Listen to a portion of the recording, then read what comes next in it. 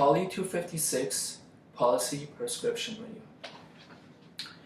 Iran has the second largest economy in the Middle East and North Africa, with an estimated GDP of $393.7 billion. As a founding member of OPEC, Iran ranks second in the world in natural gas reserves and fourth in proven crude oil reserves. A nation of 78 million under theocratic rule since the 1979 Islamic Revolution, led by a highly conservative clerical elite.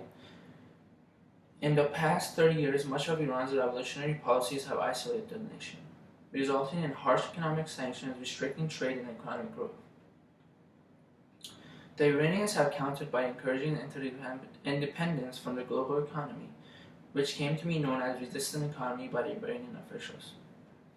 Resistant economy encouraged self-reliance on local products and resilience against economic sanctions. But the Iranian government must understand that isolation from the global economy will do Iran no good, and that it must end its policy of economic resistance.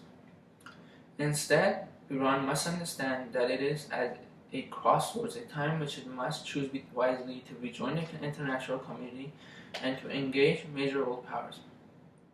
Electing President Hassan Rouhani was the first step towards Iran's future economic recovery, as he has managed to jumpstart a modest economic recovery in Iran by dismantling some of his predecessors' ill-advised economic policies and adopting several new economic strategies. Furthermore, while oil revenue is an essential catalyst for Iran's economic recovery in the coming years, the Iranian officials should not rely on oil revenue alone for furthering the nation's economic growth. Instead, Iran must take advantage of its college-educated skilled laborers that are trained in scientific fields, emerging technologies, and manufacturing. Therefore, as Hassan Rouhani seeks to engage the international community and usher in détente, Iran is uniquely positioned to take advantage of its brainpower.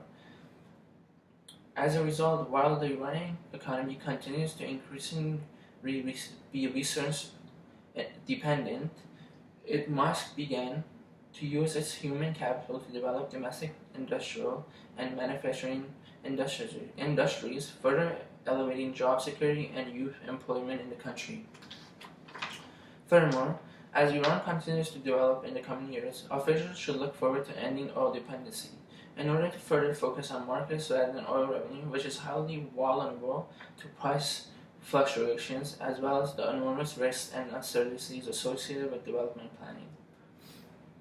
Therefore, as most sanctions have been lifted since the nuclear deal signed with the world powers, Iran should focus on exporting non-oil commodities. Iranian officials must understand that finding the right balance between industry and oil exports can rejuvenate the Iranian economy, opening the path to future economic flexibility and growth. Rouhani and future Iranian presidents must gradually diversify the Iranian economy in order to bolster its manufacturing and industrial sectors. As a result, officials should plan to export non-oil commodities following the model of growing Asian economic powers, China and South Korea. Furthermore, with 40% of Iran's population being under 24 years of age, Iranian authorities must be aware that energy industries are highly technology intensive and do not provide enough employment opportunities for a young labor force such as Iran's. Therefore, President Hassan Rouhani should encourage state-run agencies to provide Iranian entrepreneurs and manufacturers with resources and capital, and he should provide financial support and protection to firms that place an emphasis on exporting goods abroad. Lastly, President Rouhani must appoint the most competent and professional officials to vital positions in his cabinet in order to end corruption and embezzlement of millions of dollars. While the nuclear negotiation and the following agreements were evidence that Rouhani is willing to create an investment-friendly climate for both domestic and foreign entrepreneurs, therefore, although there is much work ahead, Rouhani must find a way to circumvent Iran's resistant economy. he must find a way to ultimately reinvigorate the Iranian economy after decades of isolation and economic sanctions.